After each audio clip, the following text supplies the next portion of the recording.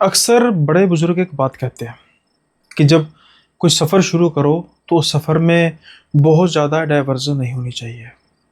जिस रास्ते के लिए जिस मंजिल के लिए हम चले हैं उसी मंजिल तक पहुंचना चाहिए। रास्ते में कोई बहुत ज़्यादा भटकना नहीं चाहिए। शायद ये बात पुष्कर की समझ में नहीं आई, इसलिए तो उसने इतनी बड़ी गलती कर दी। अब ये पुष्कर वाला किस्सा है क्या? कौन सी गलती कर दी? पुष्कर बेसिकली पंजाब के रहने वाले हैं, अमृतसर के। ये मुंबई किसी काम से गए थे और जब मुंबई से ट्रेन पकड़ते हैं अमृतसर के लिए, जो काफ़ी लंबा सफ़र है, कुछ 30 घंटे के आसपास का सफ़र है। इस लंबे सफ़र में वो एक ऐसी गलती कर बैठते हैं कि ताउम्र उनको याद रहेगी। खैर, क्या गलती थी, क्या ऐसा करते हैं और उनके साथ ना सिर्फ वो कह सकते हैं अपने आप को फंसाते हैं, बल्कि एक और लड़के को भी साथ में फंसा लेते हैं। किस्सा है बेहद खौफनाक, बेहद डरावना और एक अजीब घटना कि जो हमें इतने इतने बड़े खेत, इतने इतने बड़े इलाके नज़र आते हैं, हरियाली से भरे हुए सुंदर, वहाँ के खौफनाक राज भी होते हैं। तो इससे पहले मैं किस्से का अगला पड़ाव शुरू करूँ, गुजारिश है आपसे कि अगर आप चैनल पर नए हैं तो सब्सक्राइब करना मत भूलिएगा। रोज़ आते हैं, सब्सक्राइब नहीं करते, कहानी सुन लेते हैं, तो आपसे भी गुजारिश है कि भैया अब सब्सक्राइब करना बनता है। लाइक और हाइप ज़रूर कीजिए और साथ के साथ ही बेल आइकन को प्रेस करना मत भूलिएगा ताकि आपको आने वाले वीडियोस के नोटिफिकेशन मिलते रहें। अब हम पढ़ते हैं किस्से के अगले पड़ाव की ओर। पुष्कर, जैसा मैंने कहा, कि अमृतसर के रहने वाले हैं और मुंबई वो किसी ज़रूरी काम से गए थे और वो वापसी पर ट्रेन पकड़ते हैं। आमतौर पे होता है कि भाई कई बार यारी दोस्ती हो जाती है ट्रेन में लोगों के साथ। ऐसे ही पुष्कर की यारी दोस्ती होगी अमित के साथ। अमित बेसिकली जलंधर के रहने वाले हैं, तो एक होता है कि आसपास के इलाके में रहने वाले हों तो बातों बातों में यारी दोस्ती हो जाती है। जो ट्रेन है वो कुछ दोपहर के टाइम पे चलती है मुंबई से और अब शाम होने को थी और ये गुजरात को क्रॉस कर रही थी। खैर, अब ये धीरे धीरे बातें जब बढ़ती हैं, एक दूसरे को जानना शुरू करते हैं, खाना वगैरह एक दूसरे के साथ शेयर करते हैं और धीरे धीरे सफ़र बढ़ता जा रहा था। रात का समय हो चुका था और ये सो जाते हैं। इससे पहले कि मैं आगे बढ़ूं, आपको एक बात बता देता हूं कि जो ये सारा किस्सा है ये 2000 कुछ 9 के आसपास का है। तो आप समझ सकते हैं कि तब मोबाइल भी बहुत ज़्यादा एडवांस नहीं थे, ट्रेन की ट्रैकिंग तो दूर की बात है। तो कुछ समय बाद ना इनको महसूस होता है कि ट्रेन रुकी हुई है। तो गर्मी भी बढ़ चुकी थी, अभी एसी नहीं चल रहे थे। तो इनको लगता है कि भाई ट्रेन रुकी क्यों है, कि कोई कोई स्टेशन वगैरह पे रुकी होगी। पर स्टेशन पे भी इतनी देर रुकती नहीं है। जैसे नींद नींद में इंसान सोच रहा होता है ना अब चलेगी अब चलेगी, तो ये ना उठ के देखते हैं कि भाई क्या हुआ, ट्रेन रुकी क्यों। तो ये देखते हैं कि बिल्कुल अंधेरा था, गुप अंधेरा। अब ना ये इधर उधर देखते हैं, मोबाइल की जो भी था टॉर्च चलाते हैं उसकी, तो देखते हैं अमित की तरफ। हाँ भाई क्या हुआ। तो सभी लोग ऑलमोस्ट परेशान थे। कुछ लोग सो भी रहे थे जिनको इतनी गहरी नींद आई थी कि सर्दी गर्मी का कोई एहसास था नहीं। हालांकि मौसम इतना भी गर्म नहीं था, लेकिन फिर भी एक एसी वाले कोच में अगर किसी ने ट्रैवल किया हो तो सफोकेशन होने लग पड़ती है। खिड़कियाँ बिल्कुल जैम पैक्ड होती हैं, तो हवा का कोई नामो निशान होता नहीं है। अब ये एक दूसरे की शक्ल देख रहे हैं भी क्या। तो ये अब कहते हैं भाई देखते हैं, ट्रेन ना रुकी लगती है, काफ़ी देर से रुकी लगती है। अब ये दरवाजे की तरफ जाके देखते हैं तो आसपास मतलब हरियाली वगैरह, पेड़ पूड़ होते हैं लेकिन उतने बड़े नहीं, जैसे खेत पेड़ों का मिक्सचर था, उजाड़ बियाबान था कुल मिला के। ये सोचते हैं कि भाई इस रास्ते में क्यों रुकी। और जो पटरियां देखते हैं, पटरियां भी डबल थी। मतलब जैसे होता है ना कि क्रॉसिंग के लिए कई बार जो होता है ट्रेन स्टेशन से कुछ पीछे रुक जाती है, फिर क्रॉसिंग आती है। आमतौर पर तो स्टेशन पे रुकती है, लेकिन कई बार होता है कि यहाँ भी कुछ कांटा बदलना है, उसकी वजह से भी समझ में आता है कि ट्रेन रुक गई है। लेकिन ऐसी जगह पे ट्रेन जहाँ पर डबल पटरियां हैं और यहाँ पे रुकने का तो कोई सवाल ही नहीं है, दूसरी ट्रेन जो है दूसरी जगह से दूसरी पटरियों से आराम से जा सकती है। तो कुल मिला के इनकी समझ में कुछ नहीं आ रहा था। अब ये लोगों की ना गॉसिप वगैरह सुन रहे थे, अभी किसी को कुछ पता नहीं लग रहा था। कुछ समय बाद इनको ये पता लगता है कि जो ट्रेन का है वो पावर फेलियर हुआ है। और पावर फेलियर का मतलब आप समझ गए होंगे कि भाई लंबा काम है। अगर पावर दोबारा से रिस्टोर ना हुई तो फिर हो सकता है इंजन बदलना पड़े। और जिस रास्ते में अपने आप को ये पा रहे थे, इनको लग नहीं रहा था कोई आसपास कोई होगी इतनी जल्दी फैसिलिटी ताकि आएगी। तो गॉसिप सुन रहे थे कि हाँ भाई रिपेयर करने की कोशिश कर रहे हैं, कह तो रहे हैं कि 3-4 घंटे 5 घंटे में ठीक होगी। 3-4-5 घंटे में? अरे बाबा, 3-4-5 घंटे में ठीक होगी, चलेगी कब, पहुंचेंगे कब? चलो जाने का तो कोई इनको इनका था नहीं कि कहीं बहुत ज़्यादा इन्होंने किसी काम से जाना था और लेट हो जाएंगे, अपने घर वापसी कर रहे थे। लेकिन ये इनको था कि भाई अब इतनी उजाड़ भी हवा में, तकरीबन सभी लोग जो थे वो उसके एसी वाले वो बाहर आ चुके थे। स्लीपर वाले थे उनको हवा थोड़ी बहुत पहुंच रही होगी, और ऐसे ही बस लोग आसपास इधर उधर चल फिर रहे थे। रास्ते में बीच में एक आधी ट्रेन आसपास से गुजरी, तो इन्होंने जो ट्रेन के जो होते हैं स्टाफ वगैरह होते हैं, उन्होंने भी इनको थोड़ी ऊंची ऊंची बोल रहे थे कि भाई ट्रेन की दूसरी पटरियों की तरफ मत खड़े होना, यहाँ से ट्रेन तेजी से निकलेगी, ऐसा ना हो कोई कट जाए इस तरीके से। अब ना ये देखते हैं कि एक ना पेड़ था दूर, और इनको पेड़ के आसपास ना कुछ ईंटों के ढेर नजर आ रहे थे। ये कहते हैं कि भाई ये वो किसी ने जगह ना अभी कवर नहीं की है, ऐसा करते हैं वहां पे जाकर बैठ जाते हैं, आराम से बैठते हैं। तो ये कहते हैं ठीक है भाई बैठ जाते हैं, बातें बुतें करते हैं, अभी तो ट्रेन का कोई हिसाब किताब है नहीं है। तो ये वहां पे जाके बैठ जाते हैं, और उसके बाद फिर बातें करना शुरू कर देते हैं। बातें करते करते ना पुष्कर को अचानक ऐसा लगता है कि बड़ी दूर से ना किसी किसी की ना गाने की आवाज आ रही है। तो ये कहते हैं यार तुझे आवाज सुनी कुछ? तो कहता है किस बात की अमित?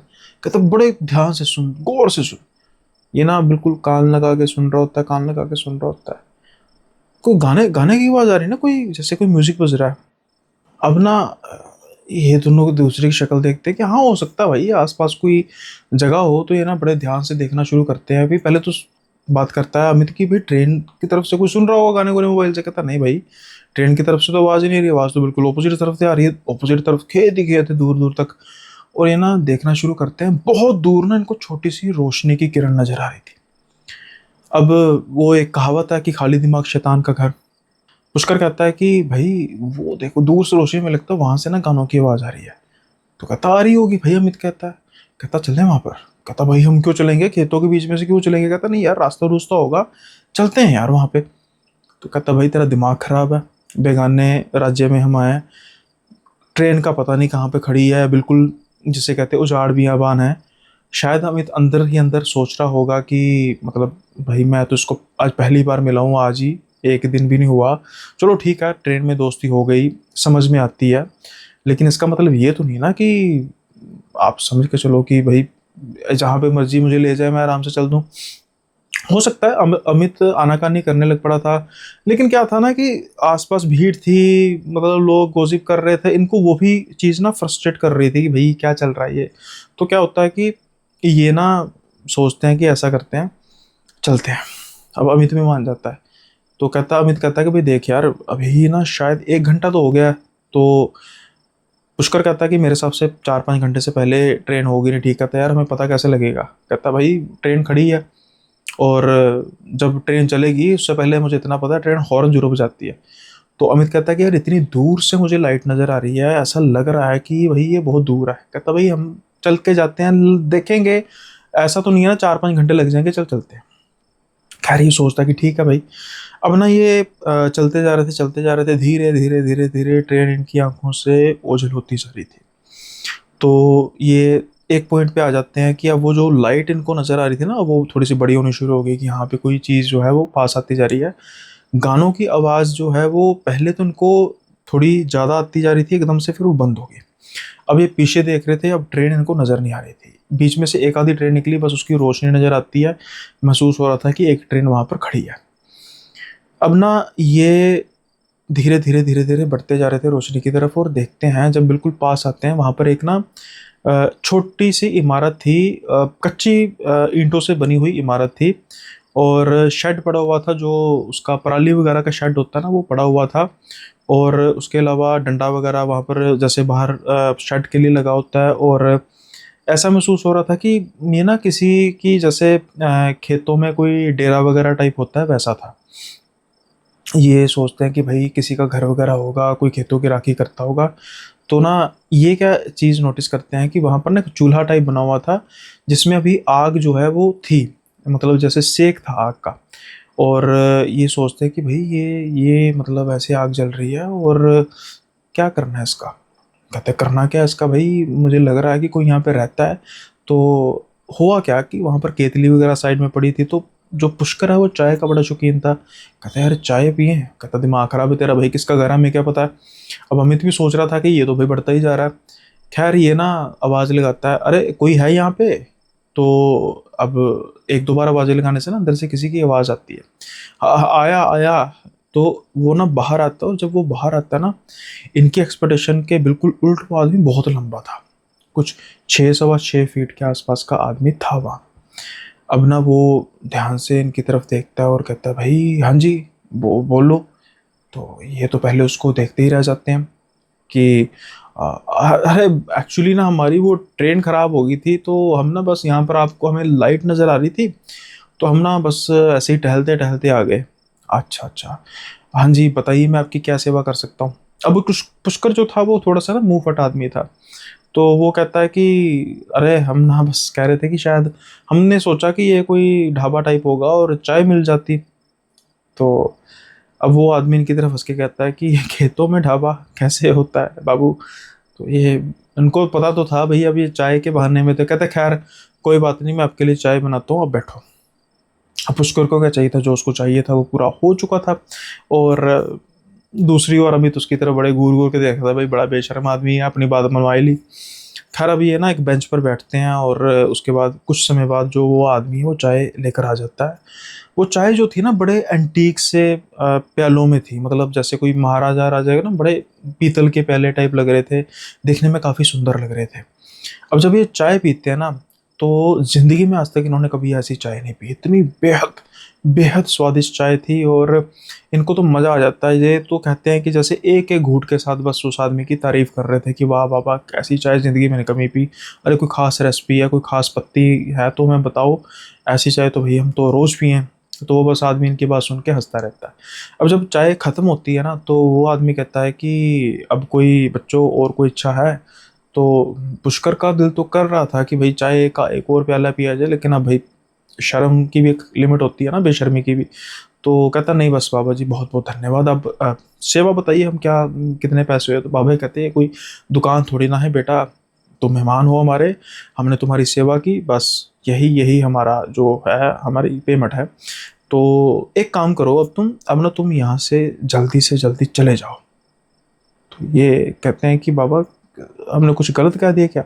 नहीं नहीं बेटा तुमने कोई गलत नहीं किया, तुम तो मेहमान हो हमारे, हम तुमसे कुछ ऐसा थोड़ा कह सकते हैं, बस वो ना आने वाले हैं। और जब वो आते हैं ना, फिर मुझे उनकी सेवा में जुट जाना पड़ता है, और उनको ना पसंद नहीं कि कोई मेरे अलावा यहाँ पर हो। इसलिए तो मैंने इन खेतों में उजाड़ बियाबान में छोटी सी खोली बनाई है। तो वो सुन के ना हैरान हो जाते हैं, तो कहते हैं कि बाबा जी मैं समझा नहीं आपकी बात की, कौन आते हैं इस समय। तो वो बाबा जी कहते हैं कि ये जानना तुम्हारे लिए ज़रूरी नहीं है बेटा, बस मैं तुमसे एक बात कह रहा हूँ कि जल्दी से जिस रास्ते से आए थे उसी रास्ते पर वापस चले जाओ, यही तुम्हारे लिए अच्छा है। और हाँ वापस मत मुड़ना, जल्दी से चले जाओ। अब ना पुष्कर थोड़ा सा बहसने की कोशिश कर रहा, मतलब बहस नहीं, कुछ जानने की कोशिश कर रहा था। भैया अमित कहता है भाई चलिए यार, अगर वो मालिक कह रहा है झोपड़ी का, हम क्यों उससे बहसे। तो उसकी बाजू पकड़ कर चलने लग पड़ता है। अब ना वो पुष्कर को कहता है कि भाई ऐसे थोड़ी करते हैं, उन्होंने हमारी सेवा की और उसके बाद फिर सब कुछ ऐसे ऐसे ठीक थोड़ा लगता है। तो ये कहता है भाई ठीक है लेकिन मेरी बात सुन, आता कौन है पता तो करें। कहता है यार हमें क्या पता करने की ज़रूरत है, हम क्यों फंसे। कहता है यार मेरी बात सुन, अभी मुश्किल से 2 घंटे हुए हैं, 3 घंटे की ट्रेन वहाँ पर और कम से कम रुकेगी, हमने वहाँ पर जाकर क्या करना है, देखें क्या है। तो अमित कहता है यार तू फंसवाएगा यार, क्या बात कर रहा है। कहता है यार यहाँ पर क्या फंसने वाला है, कुछ तुझे गड़बड़ लगा, इतना बढ़िया आदमी है, इतनी अच्छी चाय बनाई, देखिए तुझे कौन आता है, कौन से खास मेहमान आते हैं। खैर अब ना एक बहुत बड़ा पेड़ था, शायद पीपल का पेड़ था, जो इनको अंधेरे में इतना पता नहीं, लेकिन बहुत उसका मोटा तना था। अब ना उसके पीछे छुप जाते हैं और वेट करने लग पड़ते हैं कि क्या होता है क्या होता है। कुछ समय बाद ना क्या होता है कि वहाँ पर ना जो बिल्कुल गुम सा छाया हुआ था, हवा का एक भी नामो निशान नहीं था, खेत जो आसपास थे एक पत्ता भी नहीं हिल रहा था, अचानक से हवा चलनी शुरू हो जाती है। जैसे ही हवा चलनी शुरू हो जाती है ना, तो इनको महसूस होता है कि भाई मतलब अजीब सा कुछ हो रहा है, और बिल्कुल धमक धम, जैसे ज़मीन हिलती है किसी के, बहुत भारी चीज़ गिरी हो और ज़मीन ढन ढन। ये आस-पास देखते हैं कि भाई ये चल क्या रहा है? और जैसे ही वो ज़मीन हिलनी शुरू होती है ना, तो वो जो बल्ब था, बल्ब जल रहा था, वो फ्लिक होना शुरू हो जाता है, धीरे-धीरे, धीरे फ्लिक होना शुरू होता है, और आदमी जल्दी से बाहर भागता-भागता आता है अपनी खोली से, और वो ना ऐसे झुक जाता है जैसे कोई दंडवत कर रहा होता है, और ये आस-पास देख रहे थे भाई किसको दंडवत कर रहा है, कोई नज़र नहीं आ रहा, लेकिन महसूस बहुत कुछ हो रहा था आस-पास की, ज़मीन हिल रही थी, ये था, वो था, ये भाई क्या हो रहा है? क्या चल रहा है ये? अब ना ये हैरानी से देख रहे थे, और अमित कह रहा था भाई चल मुझे कुछ गड़बड़ लग रही है, यहाँ पर कुछ ठीक नहीं है। पुष्कर कहता है रुक यार देखिए तो सही क्या है। कुछ देर बाद वो धमक जो है वो थोड़ी सी कम हो जाती है, और ये थोड़ा सा भी रिलैक्स महसूस करते हैं कि भाई ठीक है जो भी है, अब देखते हैं नज़ारा क्या चल रहा है। अब ना क्या करता है कि वो आदमी ना कुछ बनाया होता है जो जल्दी से इनके सामने लेकर आ रहा होता है, और इनको ना आस पास चहल पहल सुननी शुरू होती है, बच्चों की चहल पहल, औरतों की चहल पहल। तो कुछ देर तो ये देखते रहते हैं, तो बाद में पुष्कर ना अमित को कहता है अरे भाई मत कर यार, मत हिला। तो ये कहता क्या हुआ भाई? कहता भाई ये तू क्यों क्यों मुझे पीछे से खींच रहा है? कहता भाई मैं थोड़ा खींच रहा हूँ। अब ना ये पीछे से घूम के कहता है यार क्या? अब ना इनको ऐसा महसूस होता है नज़र तो कोई कुछ नहीं आ रहा है, लेकिन किसी को लगी ये चीज़। जैसे ही कुछ ऐसे लगता है ना, तो किसी की ऊँची-ऊँची रोने की आवाज़ आने लग पड़ती है, किसी बच्चे की। जैसे ही बच्चे की ऊँची-ऊँची रोने की आवाज़ आने लग पड़ती है, तो ये एकदम से हिल जाते हैं कि भई ये क्या हुआ, ये क्या हुआ? तो ये मतलब बिल्कुल डर से जाते हैं कि भाई ये सीन क्या चल रहा है। बच्चे की रोने की आवाज़ आते ही फिर से वो बड़ी सी आवाज़ जो है वो धम-धम की आवाज़ आनी शुरू हो जाती है, और वो ऐसा लगता है कि इनकी तरफ बढ़ रही होती है, और जो वो बूढ़ा आदमी इनको देख के कहता है, "अरे बेवकूफ़ो भागो यहाँ से, तुझे कहा था ना।" अब बस इनको और कुछ क्लैरिफ़िकेशन नहीं चाहिए थी। ये भागते हैं जल्दी से। अब तो पुष्कर भागने में अमित से भी तेज़ था। शायद इनको पता था कि गड़बड़ हो चुकी है, बहुत बड़ी गड़बड़ हो चुकी है। अब ये भागते जा रहे थे, भागते जा रहे थे। इनको ऐसे पीछे महसूस हो रहा था कि कोई इनके पीछे पड़ा हुआ है। बच्चों की रोने की आवाज़ और तेज़ होती जा रही थी। ये जितनी तेज़ हो सकता है भागते जा रहे थे, और भागते-भागते जैसे ही पटरियों के पास पहुँचते हैं, वहाँ पर ट्रेन का नामो-निशान नहीं था। अब ये हाँफ रहे थे। Double panic attack. पहला किस चीज़ का? ट्रेन है ही नहीं, यानी कि ट्रेन चली गई, हमें पता ही नहीं लगा। और दूसरा जो चीज़ पीछे इनके पड़ी है, वो क्या इनका हाल करेगी। इनसे अब भागा नहीं जा रहा था। अमित इनको गुस्से में कह रहा था, मरवा दिया तूने मुझे बेवकूफ़, तुझे कहा भी था चल। उसी के पास इसका कोई भी जवाब नहीं था। बस अब इनको अपने आसपास ऐसा महसूस होता है कि कुछ लोग आसपास खड़े हैं, एक दायरा बना हुआ है, क्योंकि वो दायरे के आसपास इनको कुछ नज़र नहीं आ रहा था, और ऐसा लग रहा था कि शायद अब इनकी मौत सामने खड़ी है। सुबह जब इनकी जाग खुलती है, तो इनको पानी के छींटे मारे जा रहे थे, और ये जब जाग खुलती है तो ये देखते हैं कि सूरज बिल्कुल अभी जैसे भोर होती है वो थी, अभी सूरज बिल्कुल अच्छे से चढ़ा नहीं था, बिल्कुल हल्का-हल्का दिन जो है वो चढ़ रहा था, और ये देखते हैं कि आस-पास कौन है, और लोग हैं बहुत सारे जने, और ये देखते हैं कि ट्रेन खड़ी है। जैसे ही चौंकी करते क क कहाँ हैं हम? कहते हैं भाई कहाँ हैं हम? क्या क्या कौन-सा नशा किए हो? लोग कह रहे हैं भाई क्या इनको पकड़ाओ पुलिस को, पता नहीं कौन-सा नशा करके आगे भाग के गिर गए यहाँ पे। तो ये कहते हैं कि हम गिर के आगे, मतलब कहते हैं तुम यहाँ से कुछ समय पहले भागते-भागते आए, भागते-भागते यहाँ पे आके गिर गए। कितनी देर से हम तुम्हें उठा रहे हैं। चलो गनीमत है कुछ तुम्हारे साथ हुआ नहीं, लेकिन उठ तो गए ना। कहते हैं वो तो ठीक है, लेकिन ट्रेन चल नहीं गई थी। कहते भाई पागल हो गए हो क्या? ट्रेन तो अभी भी खराब है। और गए कहाँ थे तुम? तो अब ये बताने की हालत में नहीं कि इनके साथ क्या हुआ था। पता नहीं क्या हुआ, नशा तो नहीं किया पक्का? अरे नहीं किया सर नशा, हमारी तबीयत खराब थोड़ी है, कोई कोई है इनके पास कोई दवाई वगैरह? तो जो स्टाफ वगैरह आता है उनको कहते हैं भाई इनको चाय चोय वगैरह जो भी है अगर बन सकती है पिलाओ, चाय वगैरह इनको पिलाओ, और बाद में भाई इनको स्टेशन में जाके इनका जो भी उपचार वगैरह करो। खैर उसके बाद जो ट्रेन है वो कुछ देर बाद ठीक हो गई, और 1-2 घंटा उसके बाद भी लगा, और ये बिल्कुल गुमसुम बस बैठे रहे कि इनके साथ हुआ क्या है, एक दूसरे की शक्ल देख रहे थे। अमित तो बहुत गुस्से से देख रहा था इनकी तरफ। अब ना ये भाई बहुत दिक्कत कर चुके थे, और इनको लग रहा था कि भाई ये मतलब किसी समस्या में फँस चुके हैं, और ट्रेन चलती है, और उसके बाद ये बैठते हैं। सफ़र पूरा होता है, जब जलंधर आता है, अमित कहता है देख पूछी भाई, ट्रेन में दोस्ती हुई थी, मुझे लगा था लंबी चलेगी, लेकिन तू जैसा बंदा है भाई, मैं तो तेरे साथ कोई दोस्ती नहीं करता। मुझे ज़िंदगी में आज के बाद कभी फ़ोन मत करना, और मिलने की कोशिश बिल्कुल भी मत करना। पुष्कर भी शर्मिंदा थे भाई, बदतमीजी तो उन्होंने की थी, लाख समझाने के बावजूद अमित के। और ऐसी जगह पर जाना जिसका इनके साथ कोई लेना देना नहीं हो, और ऊपर से जहाँ पर ये गए वहाँ पर जो बुजुर्ग थे उन्होंने इनको मना भी किया था कि भाई यहाँ से चले जाओ, और उसके बावजूद इन्होंने इतनी बड़ी हरकत की। हो सकता है उस बुजुर्ग की वजह से ही ये बचे हों, नहीं तो इनका तो काम तमाम हो चुका था। पटरियों पर गिर जाते, ट्रेन चली जाती, कोई ट्रेन आके काट जाती, सबको ही लगना था कि एक्सीडेंट हुआ है। लेकिन जो असल बात है ये तो इनके ज़िंदा रहने पर ही पता लगनी थी। गनीमत है जिंदा बच गए, लेकिन उम्मीद है कि आज के बाद कोई ऐसी हरकत करेंगे नहीं। खैर, उम्मीद है कि ये किस्सा आपको पसंद आया होगा। पसंद आया तो लाइक शेयर सब्सक्राइब करना मत भूले। अब हम बढ़ते हैं अगले किस्से की ओर। चलो, ये किस्सा तो हुआ जिसमें ये दो लड़कों का है। कुछ इन्होंने कह सकते हैं कि एक तरह की नादानी की, खास तौर पे पुष्कर ने। अमित बेचारा तो वैसे ही मारा गया। लेकिन अब जो ये किस्सा है, अब इस किस्से में जो ये किरदार हैं वो तो वही है ही चोर। चोरों का किस्सा है ये।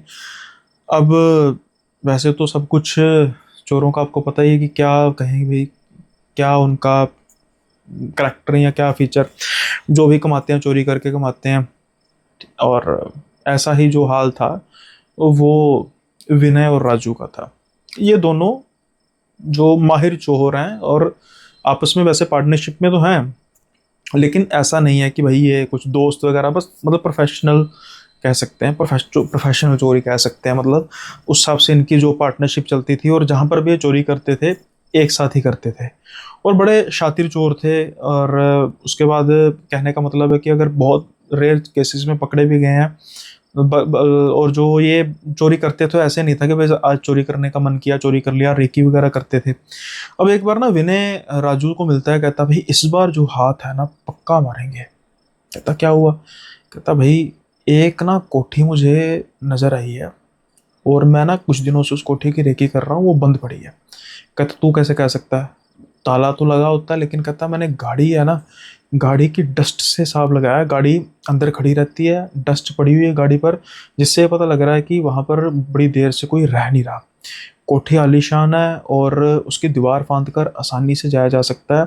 मुझे लगता है कि लंबा हाथ मारेंगे अच्छे से। मैंने उसके दरवाजे देखे हैं, लकड़ के दरवाजे हैं, लोहे के दरवाजे नहीं हैं, जो अंदर के दरवाजे हैं वहाँ से हम उसका ताला वगैरह तोड़ सकते हैं, और हाथ वगैरह अच्छा मारेंगे। और तो और सब बातें छोड़, अगर गाड़ी के पार्ट्स पे भी हाथ मार देना तो कम नहीं। कहता मतलब? कहता भाई गाड़ी है मर्सिडीज, खुद सोच उसके टायर ही कितने महंगे होंगे, हमारा 2-3 महीनों का काम चल जाएगा। अब ये बात जब सुनता कहता हाँ यार ये बात तो है। तो कहता लेकिन मैं भाई पहले कोठी देखूंगा। राजू कहता है, कहता भाई देख लेना।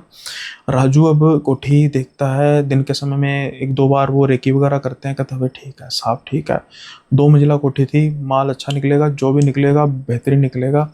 इनका ना एक और साथी नहीं कह सकते थे, इनके जो सामान वगैरह इनके कहीं लंबा बड़ा हाथ मारते थे। तो एक इनका छोटा हाथी वाला दोस्त होता था, जिसको ये कहते थे कि भाई तुझे फ़ोन करेंगे, सामान सुमन हमारा जब इकट्ठा होगा तो तू बस आ जाना, ला देंगे, ले जाएंगे। इसको उन्होंने पहले ही फ़ोन कर दिया था। और साथ के साथ ही आसपास देखा कि बहुत दूर दूर घर थे, और कॉलोनी जैसे कह सकते हैं कि डेवलप नहीं हुई थी कॉलोनी। और ये सोचते हैं कि भाई चलो अब तो इस बार लंबा हाथ मारेंगे। क्या होता है कि ये जाते हैं उस कोठी में, अंदर रात के समय में अंदर दाखिल हो जाते हैं। उसके बाद दरवाजे को तोड़ते हैं, और जैसे ही अंदर जाते हैं, कमरे वगैरह काफ़ी थे, इनकी आंखें हो जाती है चकाचौंध कि भाई सामान पड़ा हुआ है, फर्नीचर A1 पड़ा हुआ है, अच्छी अच्छी चीज़ें पड़ी हुई हैं, जैसे ओवन फ्रिज वगैरह ये भी उठा कर ले जाएंगे तो ये भी अच्छी क्वालिटी के हैं, अच्छे ब्रांड के हैं। तो भाई दिक्कत परेशानी हमारी सारी हो जाएगी। हमें तो लग रहा था हमारे 2-3 महीने निकलेंगे, ये तो 2-3 साल निकल जाएंगे। खैर, अब राजू कहता है विनय को, भाई मेरी बात सुन, मैं नीचे देखता हूँ हिसाब, तब तो ऊपर देख, ऊपर क्या क्या। कहता ठीक है। अब जैसे ही ना विनय ऊपर जाने लगता है, तो ऊपर जब बिल्कुल आखिरी सीढ़ी की तरफ आता है, अचानक से उसकी ना चीख निकल जाती है, क्योंकि उसके सामने एक आदमी खड़ा हुआ था, लंबी सी उसकी दाढ़ी थी, और उसको लगता कि भाई ये तो मकान मालिक होगा। अब हथियार वगैरह तो उनको थे, लेकिन इंसान डर तो जाता है। लेकिन इससे पहले ये कुछ एक्ट करता, राजू उसकी तरफ देखता है, क्या हुआ क्या हुआ, अरे कहता कोई बात नहीं। वो आदमी कहता कोई बात नहीं, क्या हुआ, क्या करने आए हो, चोरी करने आए हो, करो करो करो, मैंने देखा पता नहीं आवाज कहाँ से आ रही है। अब इनको जब होता है कि भाई ये क्या चीज है, ये क्या मतलब समझा नहीं, ये तो भाई मकान मालिक खुद ही कह रहा चोरी कर लो। तो इनको पहले लगता तो ये अपनी तैयारी करते, कहते बस बस मुझे एक चीज चाहिए, जो सामान लेकर जाना है ले जाओ, मुझे एक चीज चाहिए जो तुम अपने साथ लेकर आए हो। अब ये अपने साथ 2 बोतल लेकर आए थे दारू के, क्योंकि इन्होंने सोचा था चोरी करेंगे, मकान तो खाली है, यहाँ पर अच्छे से शराब वगैरह पियेंगे, उसके बाद फिर हम सामान ले जाएंगे। अब ये सोचते हैं कि इसको कैसे पता लगा दारू की बोतल इनके पास है। तो ये सोचते हैं कि भाई बात ऐसी है कि हमें क्या लेने देना, हम इसको शराब पिलाते हैं, अच्छी बात है ना, जब नशे में बिल्कुल धुत हो जाएगा तो हम आराम से अपना सामान ले जाएंगे। तो ये डरते डरते कहते हैं हाँ हाँ पिए। अब ना ये बैठ सकता है और इनको कहते तुम नहीं पियोगे, अरे पियो यार आराम से पियो, हाँ लेकिन एक बात का ध्यान रहे, ऊपर वाले फ्लोर पे गलती से भी नहीं जाना, गए तो मुझसे बुरा कोई नहीं होगा। अब जैसे ही ये बात कहता है तो इनके माथा ठनकता है कि भाई ऊपर सच में कोई ना कीमती चीज़ होगी, नीचे वैसे ही इसका वो सामान पड़ा होगा जो ये यूज़ नहीं करता, देखने में अकेला लग रहा है, नरी वगैरह लग रहा है, पागल लग रहा है, बेवड़ा लग रहा है, शराब का जिसे कहते हैं शराब भी है, इसको बस शराब नज़र आनी चाहिए, और हमें क्या है, हम तो अपना काम निकालते हैं, बाद में देखेंगे ऊपर ले जाएंगे। अब क्या होता है कि वो ना शराब पी जाता है, तकरीबन 1 बोतल तो वो पूरी पी जाता है, और उसके बाद भी ना उसको ऐसे लगता है कि जैसे इसको कोई नशा नहीं हो रहा है, इनको ये महसूस होता है। तो ये क्या होता है कि ये अपना धीरे धीरे ना उसको बातों में लगाने की कोशिश करता है राजू को, और विनय को कहता है इशारों से कि पहुंच ऊपर। अब ना विनय धीरे धीरे धीरे धीरे ऊपर पहुंचता है और एक कमरे में जाता है। जैसे ही वो कमरे में अंदर जाता है, अचानक से वो ठोकर खा के गिरता है, और जब वो ठोकर खा के गिरता है, उठता है, तो जब वो देखता है उसके पीछे कोई खड़ा हुआ है, और वो उसको कहता है बड़े गुस्से से, तुझे कहा था ना ऊपर नहीं आना, अब तो भुगतेगा।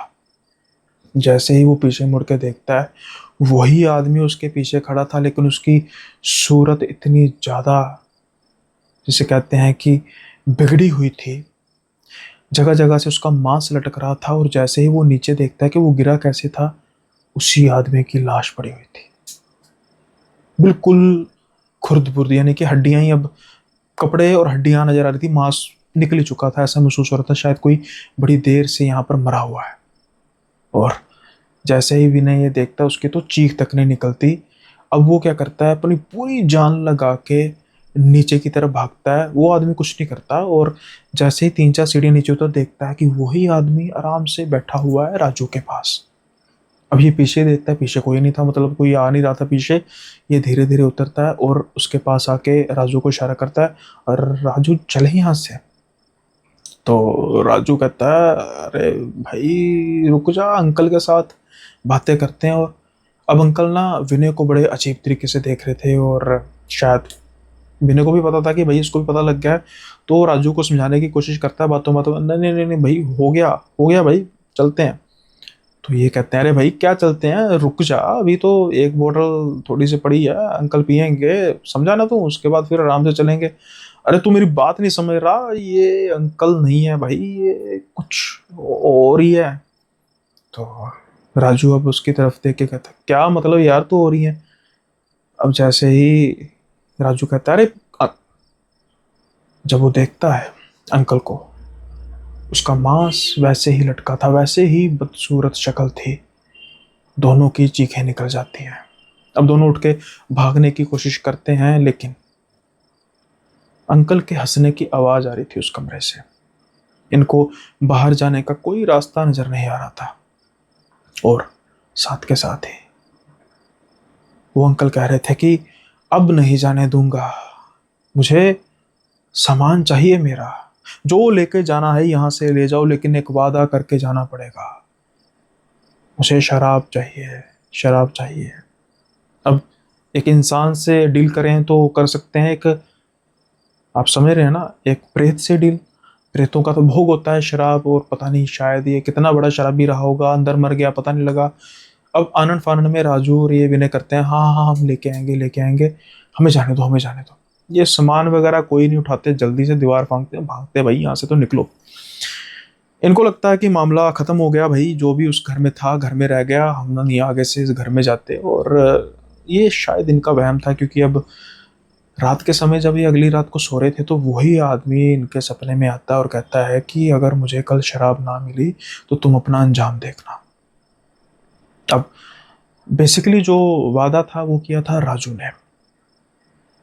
राजू को लगता है कि शायद ये एक सपना है, मतलब हो सकता है कि भाई, मतलब सपना जो हमने देखा उसकी वह सपना आया, तो वो दरकिनार कर देता है। हालांकि विनय से बात करता है, विनय भी कहता है मुझे सपना आया था, लेकिन खैर।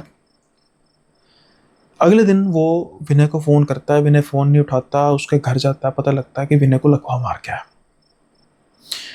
अब राजू डर जाता है कि भाई सच में कोई ना कोई चक्कर तो है, दिक्कत परेशानी है कोई ना कोई। वो रात के समय में जाता है और वहां पे जाके उसको शराब देता है। फिर वो अकेला ही वापस आता है, लेकिन वो डिसाइड करता है कि भाई ऐसे नहीं चलेगा, मैं कब तक इसको शराब देता रहूंगा। वो फिर एक फैसला लेता है, वो जाता है पुलिस स्टेशन। पुलिस स्टेशन जाके ये नहीं कहता कि भाई ऐसी मुझे कोई लग रही है, वो सिर्फ ये बयान करता है कि हम चोरी करने गए थे, और जब हम चोरी करते करते उस सेकंड फ्लोर में गए, वहां पर हमें एक लाश नजर आई।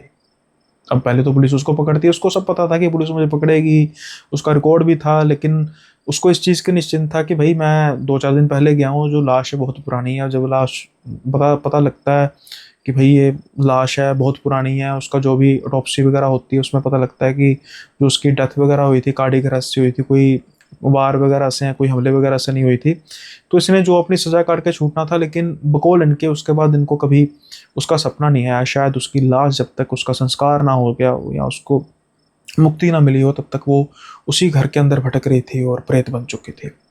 खैर उसके बाद जब ये जेल से निकले, उसको विनय को लकवा हो चुका था, तब तक वो भी ठीक हो गया था। राजू ने कभी विनय का नाम लिया ही नहीं कि वो भी उसके साथ गया था। और कुछ समय बाद जब ये मिले तो फिर इन्होंने कहा कि भाई इससे अच्छा मजदूरी कर लेंगे, कम कमा लेंगे, लेकिन कमाएंगे ऐसा जिससे रात को ऐसे सपने तो नहीं आए। खैर एक प्रेत ने कम से कम अच्छा काम तो किया कि उनकी जो चोरी की आदत है उसको छुड़वा दिया, और दूसरा प्रेत जो था वो भी इनकी वजह से कहीं ना कहीं उसकी भी वो होगी तृप्ति होगी, या फिर वो भी आज़ाद हो गया।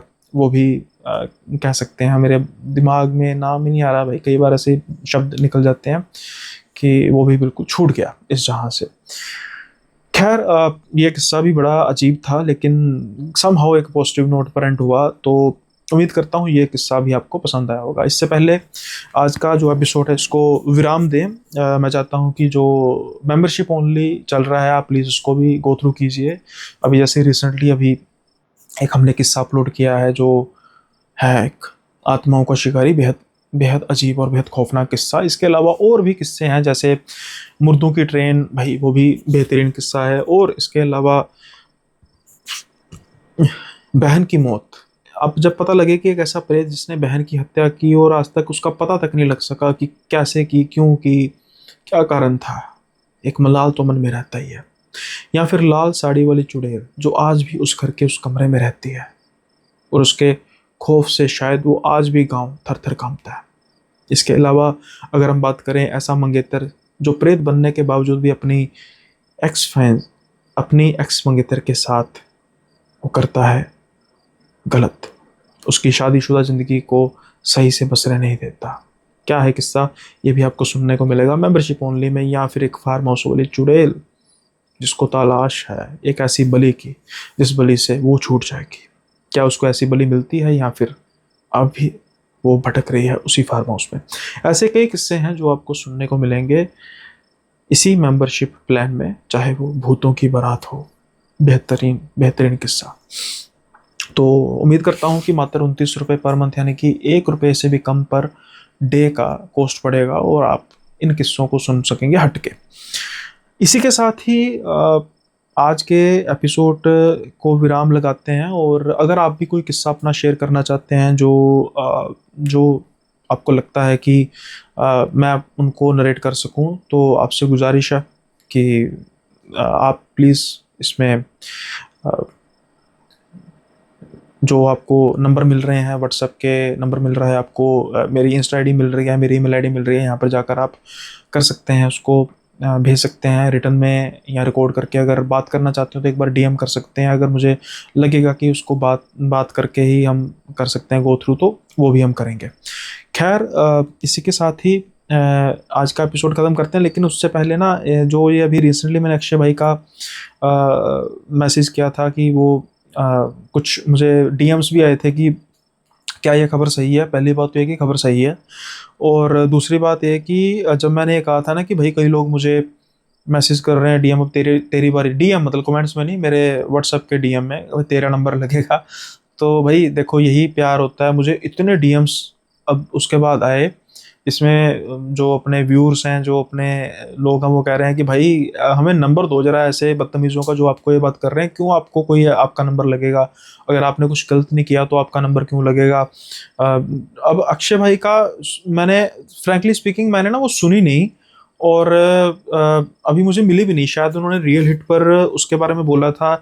और कुछ लोग कह रहे हैं कि उन्होंने नाम नहीं लिया था प्रॉपरली, और गोवा पुलिस ने ऐसे केस किया। ऐसा हो नहीं सकता। मैं लेट्स से अगर शायद गोवा में एक एयरपोर्ट है तो फिर स्पेसिफिकली हो सकता है, फिर स्पेसिफिकली हो सकता है कि उसको लेकर कार्रवाई की जाए। अब मैं जैसे इंडिया का कोई एयरपोर्ट बोल दूं तो वो किसी भी जगह पे हो सकता है, दिल्ली का हो सकता है, पंजाब का हो सकता है, महाराष्ट्र का हो सकता है, हरियाणा का हो सकता है, हरियाणा में है आई थिंक, गुरुग्राम में है शायद, या चंडीगढ़ का जॉइंट है, हिमाचल का हो सकता है, कहीं का भी हो सकता है। तो भाई ऐसा नहीं है, लेकिन अगर अक्षय भाई ने शायद गोवा का मोपा बोला होगा तो उसकी वजह से होगा। और जो डीएम्स अभी ना, कुछ ऐसे डीएम्स भी मुझे आए हैं जहाँ पर कह रहे हैं कि भाई कुछ हम ही हैं, जैसे कुछ लोग ऐसे हैं जो कहते थे कि भाई आप लोकेशन वगैरह का नाम नहीं लेते, लेकिन अब हमें पता लगा कि आप क्यों नहीं लेते, आप बिल्कुल अच्छे से प्रिकॉशन ले रहे थे, और बहुत अच्छी बात है। एंटरटेनमेंट चलता रहना चाहिए, लेकिन किसी का नुकसान नहीं होना चाहिए। अब अक्षय भाई की मुझे अपडेट पूछ रहे थे, जैसे अभी हमारी कम्युनिटी में थोड़ी बहुत इन्फॉर्मेशन तो होती है, तो भाई की बेल हो चुकी है शायद, और उसी रात हो चुकी थी या नेक्स्ट डे हो चुकी थी। कोर्ट ने फटकार भी लगाई थी कि भाई ये क्या कांड कर रहे हो, एक इंसान को तुम कम से कम उसको इंटीमेशन तो दो ना कि भाई ये आप पर आरोप है, और इसकी आप मतलब हम आपको पकड़ने आ रहे हैं, तो आप अपने वकीलों को पहले से ही इन्फॉर्म कर दीजिए। उस बेचारे को तो कुछ ऐसा किया भी नहीं, जहाँ तक मुझे मेरी नॉलेज में है। अभी बात नहीं हो पाई अक्षय भाई से। मैं चाहता नहीं हूँ कि क्या होता ना, कई बार अ, ऐसे मौक़ों पर जब कोई बात करे तो जो बेचारा विक्टिम होता है ना, उसको महसूस होता है कि जानबूझकर मुझे मतलब चिढ़ाने के लिए बातों बातों, अच्छा क्या हुआ, ये हुआ, इसलिए कर रहा। तो मैं इन चीज़ों से ना गुरेज ही करता हूँ। जब थोड़ा सा मामला ठंडा हो जाएगा फिर मैं उनसे बात करके कुछ जानने की कोशिश करूँगा, अगर वो बताना चाहेंगे। लेकिन उस चीज़ों से पहले मैं यही कहूँगा कि भाई यार, मजाक उड़ाना बहुत ईजी होता है किसी का भी। कई लोग लिख रहे थे अच्छा हुआ जेल हो गई, ऐसा हुआ, नहीं यार ऐसा नहीं है यार, वो जस्ट एक यूट्यूबर है भाई। वो आपकी मतलब आपको क्या उससे कुछ दिक्कत हो सकती है, मतलब मुझे नहीं पता यार। अगर आपको कोई पसंद नहीं आता तो आप अपना, आज के ज़माने में इतना कोई आपको कोई कनपट्टी पर बंदूक रख के तो नहीं कह रहा कि भाई गोली चला देंगे अगर नहीं देखा तो प्लीज़ यार ऐसा मतलब ना, मैं कहता हूँ कि डिसेंसी ना बड़ी एक रेयर चीज़ है आज के ज़माने में। और अगर आपको मिल चुकी है, अगर आप उसको आप में है, तो फिर उसको आप प्लीज़ बरकरार रखिए और किसी के बारे में ऐसा मत कीजिए। और फिर से जैसे मैंने कहा कि मुझे काफ़ी मैसेजेस आए कि भाई हम आपके साथ हैं, अगर आपको कोई ऐसी बदतमीज़ी आपके साथ कर रहा है, आपके बारे में आप भी ऐसा बोल रहा है, तो प्लीज़ आप हमें बताइए। तो भाई ऐसा नहीं है, मैं चीज़ों को मैं क्या हैंडल करूँगा, परमात्मा ही देखेंगे। मुझे पता है मैं कुछ गलत नहीं कर रहा। जैसे मैंने कहा कि भाई मैं इसलिए लोकेशन स्पेसिफिक कोई नहीं बोलता, क्योंकि मैंने कुछ जाके रिसर्च अगर मैंने किया भी हो, मैं भी पक्के तौर पर श्योर हूँ, लेकिन वो लीगली प्रूफ तो नहीं हो गया ना। तो फिर भाई मैं क्यों किसी का मतलब ऐसे ही नुकसान करूँ। लेट्स से अभी अक्षय भाई एक बड़े यूट्यूबर हैं, उनकी रीच बहुत ज़्यादा है, तो जो रियल हिट है उनकी वहाँ पे नेचुरली बात है मिलियंस में व्यूज आते हैं। उसकी वजह से मतलब वो हाईलाइट हो गए, और मेरे जैसा बंदा कहाँ हाईलाइट होगा, मैं ये सोच के भी अगर करना शुरू कर दूं तो कोई इतनी बड़ी दिक्कत नहीं है। लेकिन जो एथिक्स होते हैं ना, उसको शुरू से ही फॉलो करते हो तो वो आगे चल के साथ देते हैं। ऐसा नहीं है कि भाई मैं पहले मतलब अपने फायदे के लिए सब कुछ ऐसे वैसे ही डालता रहूं और बाद में सोचूं कि बाद में मैं फिर, वो एक कहावत है ना कि 900 बिल चूहे खा के बिल्ली हज को चली। नहीं नहीं भाई, हमने 900 चूहे नहीं खाने, ना ही हम बिल्ली हैं, मतलब एक कहावत के तौर पे। तो आप समझ सकते हैं मैं जो कहने की कोशिश कर रहा हूँ। और अक्षय भाई भी एक समझदार इंसान है, उनसे एक ही बार मिलना हुआ है, लेकिन समझदार इंसान है। और मुझे नहीं पता कि कहाँ पर गलती होगी, लेकिन जहाँ तक मुझे लगता है कि जाती हुई है उनके साथ थोड़ी सी इस चीज़ को लेकर कि उनको ऐसे अरेस्ट नहीं करना चाहिए ना। ये बड़ा एक साइकोलॉजिकली किसी पर्सन को इम्पैक्ट करता है। एक हमारे आपके जैसा शरीफ इंसान जिसका इन चीज़ों से कोई लेना देना नहीं है, जेल वगैरह से, है ना, मतलब हम कोई काम कर रहे हैं जब जिसके बारे में हमें पता है कि यार कोई हमने गलत काम नहीं किया, अचानक से पुलिस का आ धमके और पकड़ के ले जाए। बाकी सब बातें बाद में होती हैं कि भाई ठीक था गलत था, लेकिन उस समय के लिए तो दिक्कत हो जाती है ना। सो प्लीज़ आपसे गुजारिश है कि जो आप भी अक्षय वशिष्ठ भाई को सुनते हैं तो उनकी जो कमिंग वीडियोस आएंगी उनको सपोर्ट कीजिए। इसके बारे में आपकी मोरल सपोर्ट जो होती है वो बहुत मायने रखती है। हम भी मोरल सपोर्ट ही कर सकते हैं, क्या ही कर सकते हैं, लेकिन शायद हमारी मोरल सपोर्ट से उनको और बल मिले लड़ने के लिए, और ये मुद्दा जल्दी से ख़त्म हो। और आगे से ये एक मैसेज भी सबको जाता है, हमारी हॉरर कम्युनिटी में भी सबको मैसेज आता है कि भाई लोकेशन नेम, खास करके लोकेशन स्पेसिफिक को प्लीज़ आप अवॉइड कीजिए। चाहे कोई जितना मर्जी आपको वो करे कि भाई तू बताता नहीं है तो झूठे, झूठे ही सही भाई, झूठे ही सही, आपने झूठा बता देंगे तब भी झूठे ही हैं, तो कम से कम हम पर तो कोई बात नहीं ना आएगी।